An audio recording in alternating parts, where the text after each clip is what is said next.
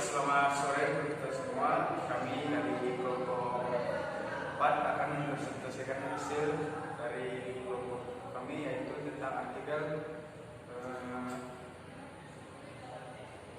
peran Pancasila dan generasi milenial sebagai pedoman hidup bertoleransi di era milenial.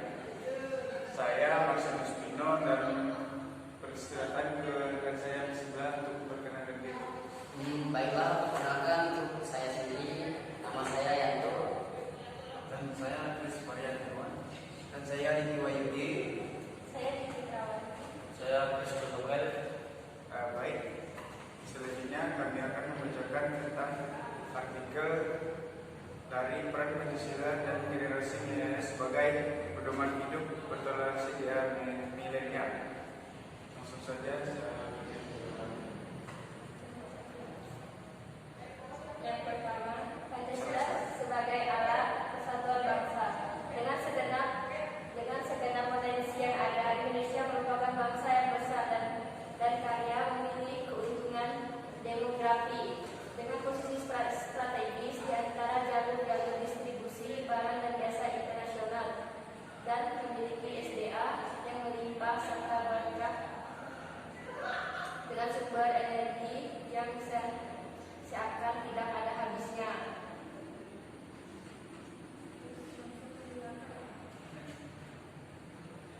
Adapun kemampuan untuk bertahan dari pemecahan bangsa itu bukan tanpa sebab.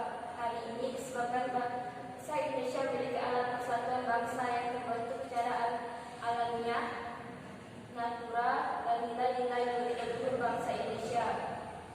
Yang kedua, pengamalan 5 modul Pancasila dalam kehidupan sehari-hari.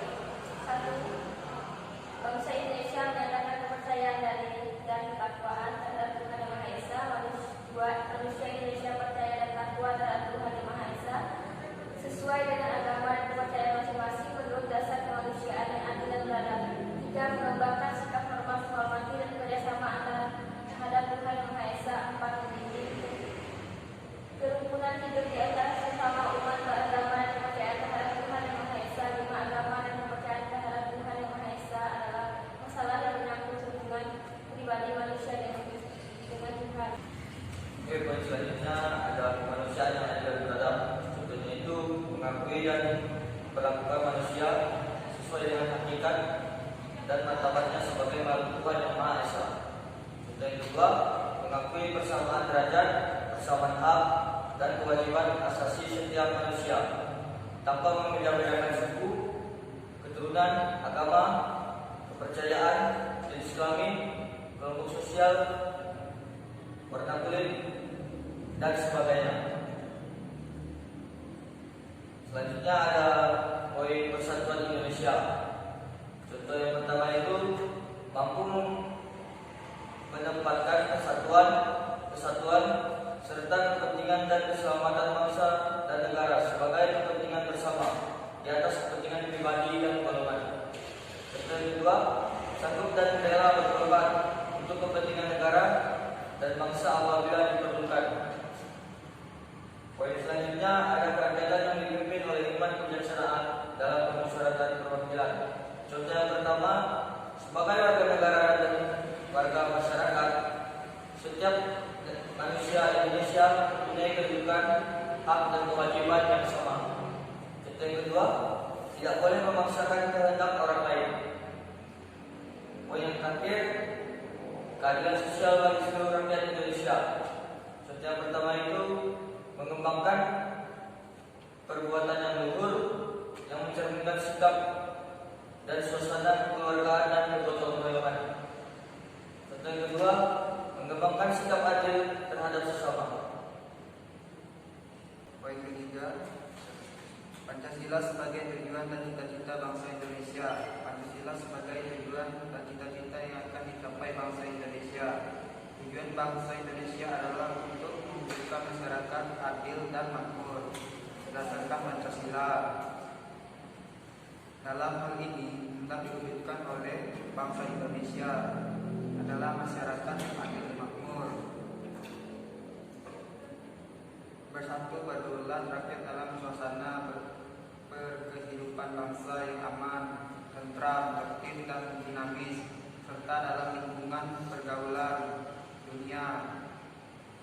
yang merdeka, bersahabat, dan kemudian daripada itu untuk membentuk suatu pemerintah negara Indonesia yang melindungi segenap bangsa Indonesia dan seluruh tumpah darah Indonesia, dan untuk memajukan kesejahteraan umum, mencerdaskan kehidupan bangsa.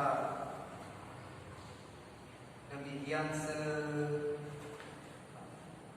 sebagian kalimat dari alinea keempat pembukaan Undang-Undang 1945 yang konon katanya merupakan bagian yang tidak dipisahkan dari Konstitusi Republik Indonesia dalam pelajaran PMP, Pendidikan Moral Pancasila.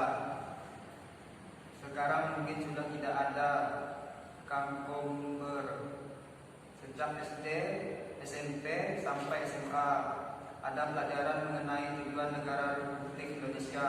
Tujuan negara Republik Indonesia 4, yaitu seperti yang disebutkan pada alinea keempat pembukaan Undang-Undang 1945. Keempat tujuan negara itu adalah: poin pertama, melindungi segenap bangsa Indonesia dan seluruh tumpah darah Indonesia.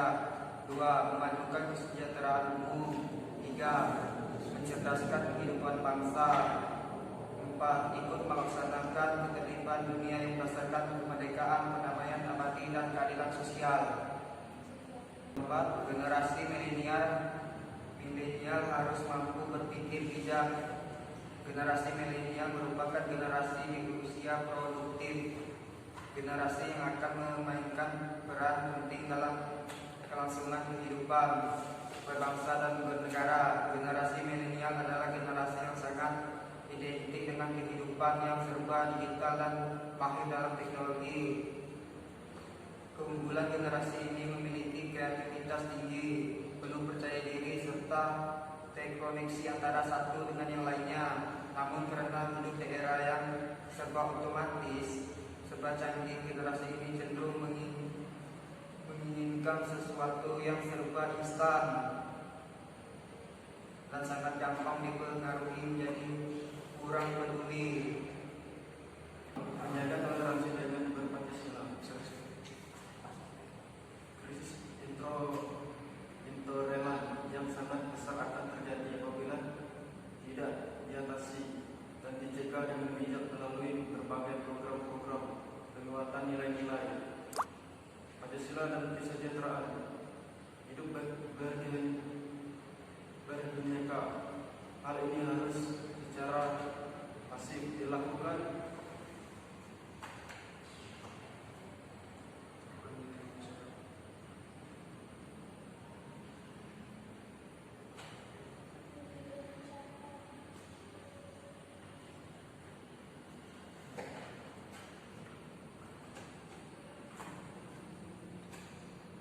di tengah masyarakat kita. Penyebaran paham-paham yang tidak sesuai dengan lembaga-lembaga pendidikan dari jenjang bawah sampai ke perguruan tinggi, dari organisasi-organisasi masyarakat maupun komunitas sosial lainnya. Mereka dengan mudah mempengaruhi cara berpikir masyarakat kita di mana sikap kritis dan kepekaan masyarakat kita masih rendah. Di sisi lain, terjadi masalah yang timbul akibat peredaran politik antara kelompok. Mereka saling menyerang dan membunuh masyarakat, merasa jijik dan alergi terhadap politik bangsa.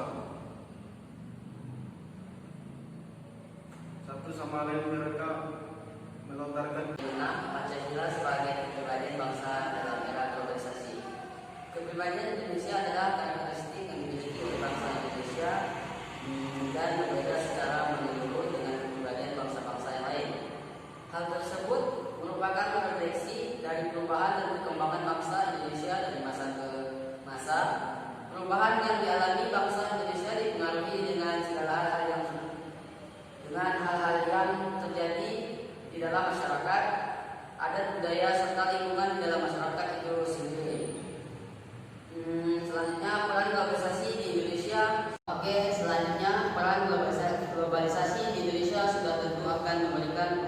terhadap nilai-nilai semangat kebangsaan atau nasionalisme. Terhadap bangsa Indonesia, dampak positif dari adanya globalisasi pada sebuah arti nasionalisme ialah diantara sebagai berikut. Yang pertama, ditinjau dari politik secara global. Sebuah pemerintahan yang dipersaingkan dengan cara yang terbuka, transparan dan juga demokratis. Sebab sebuah pemerintah merupakan satu kesatuan dari sebuah negara yang bila pemerintahan berjalan dengan cara yang jujur, bersih serta dinamis sudah dapat dipastikan akan membuat rakyat memberi tanggapan yang baik dan positif. Tanggapan yang positif dapat berwujudnya menjadi keutuhan NKRI. Poin yang kedua, next poin ke-7, kaum milenial yang tetap berjiwa sosial. Di era yang modern seperti saat ini, banyak sekali generasi muda usia remaja yang sangat gemar bermain HP daripada belajar dan bermain bersama dengan teman-teman sebayanya. Setiap hari, baik ketika sekolah maupun setelah pulang dari sekolah, selalu menghabiskan waktu dengan memegang HP di tangannya. Hal ini seolah-olah dianggap biasa saja oleh para orang tua meskipun setiap hari mereka melihatnya. Di era yang modern seperti saat ini, banyak sekali generasi muda usia remaja yang sangat gemar bermain HP daripada belajar bermain bersama teman-temannya. Poin ke-8, kesasaraan generasi milenial dalam menjaga persatuan dan kesatuan bangsa. Indonesia sebagai negara multikultural adalah masyarakat majemuk dan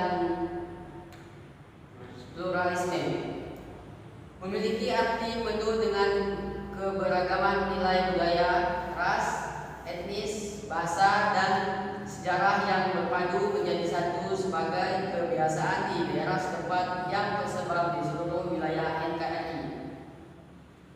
Keberagaman yang dimiliki mendorong terciptanya semboyan Bhinneka Tunggal Ika yang dari dulu sampai sekarang menjadi pedoman bangsa Indonesia dalam hidup bermasyarakat.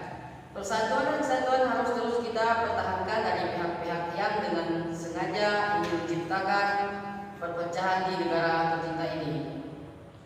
Next, poin ke-9, kemampuan memanfaatkan teknologi. Generasi milenial adalah generasi yang berusia sekitar 18 sampai 30-an tahun. Mereka ini disebut generasi natif atau pribumi. Terdapat teknologi karena sejak lahir sudah mengenal teknologi. Dengan kemampuannya di dunia teknologi dan sarana yang ada, generasi ini memiliki banyak peluang untuk bisa berada jauh di depan dibanding generasi sebelumnya. Namun, beberapa riset menunjukkan bahwa mereka cenderung lebih fokus kepada pola hidup, kebebasan dan hedonisme, menyukai hal-hal yang instan dan tidak. Kesimpulan dari kelompok kami yaitu generasi milenial yang baik, profesional dan berintegritas harus tetap optimis dan tidak boleh berhenti melakukan langkah-langkah perbaikan dalam segala aspek demi kemajuan bangsa dan negara. Generasi milenial harus lebih peka, berempati dan bersimpati terhadap sesama, mau peduli menciptakan kualitas politik yang baik, perbaikan ekonomi, kerukunan yang menerapkan penggiat toleransi dan masih banyak hal baik lainnya yang bisa dilakukan untuk kemajuan bangsa dan negara Indonesia ini. Karena kemajuan dan perbaikan bangsa hanya akan terjadi pada saat orang-orang baik, profesional dan berintegritas mau dan peduli terhadap bangsa itu sendiri dengan tindakan nyata agar bangsa dan negara ini tidak dikuasai dan disalahgunakan oleh oknum-oknum oportunis demi jabatan, kekuasaan dan uang semata. Kelompok kami yakin apabila Pancasila dijalankan pada jalur yang benar sebagai alat untuk mensejahterakan rakyat untuk para generasi milenial yang bermoral baik dan didukung semangat toleransi dan gotong royong dalam kehidupan, maka negara ini akan menjadi lebih baik dan kelangsungan negara ini akan terjamin. Baik, sekian dari artikel kelompok 4 tentang Pancasila dan generasi milenial sebagai pedoman hidup. era milenial. Selebihnya silakan yang ingin bertanya silakan bertanya. Sekian dari kelompok kami. Next, poin ke-9, kemampuan memanfaatkan teknologi. Generasi milenial adalah generasi yang berusia sekitar 18 sampai 30-an tahun. Mereka ini disebut generasi natif atau pribumi. Terdapat teknologi karena sejak lahir sudah mengenal teknologi.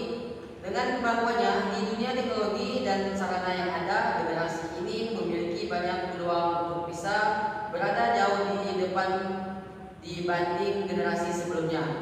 Namun, beberapa riset menunjukkan bahwa mereka cenderung lebih fokus kepada pola hidup, kebebasan dan hedonisme, menyukai hal-hal yang instan dan tidak. Kesimpulan dari kelompok kami yaitu generasi milenial yang baik, profesional dan berintegritas harus tetap optimis dan tidak boleh berhenti melakukan langkah-langkah perbaikan dalam segala aspek demi kemajuan bangsa dan negara. Generasi milenial harus lebih peka, berempati dan bersimpati terhadap sesama, mau peduli menciptakan kualitas politik yang baik, perbaikan ekonomi, kerukunan yang menerapkan penggiat toleransi dan masih banyak hal baik lainnya yang bisa dilakukan untuk kemajuan bangsa dan negara Indonesia ini. Karena kemajuan dan perbaikan bangsa hanya akan terjadi pada saat orang-orang baik, profesional dan berintegritas mau dan peduli terhadap bangsa itu sendiri dengan tindakan nyata agar bangsa dan negara ini tidak dikuasai dan disalahgunakan oleh oknum-oknum oportunis demi jabatan, kekuasaan dan uang semata. Kelompok kami yakin apabila Pancasila dijalankan pada jalur yang benar sebagai alat untuk mensejahterakan rakyat untuk para generasi milenial yang bermoral baik dan didukung semangat toleransi dan gotong royong dalam kehidupan, maka negara ini akan menjadi lebih baik dan kelangsungan negara ini akan terjamin. Baik, sekian dari artikel kelompok 4 tentang peran Pancasila dan generasi milenial sebagai pedoman hidup bertoleransi di era milenial. Selebihnya silakan yang ingin bertanya silakan bertanya. Sekian dari kelompok kami.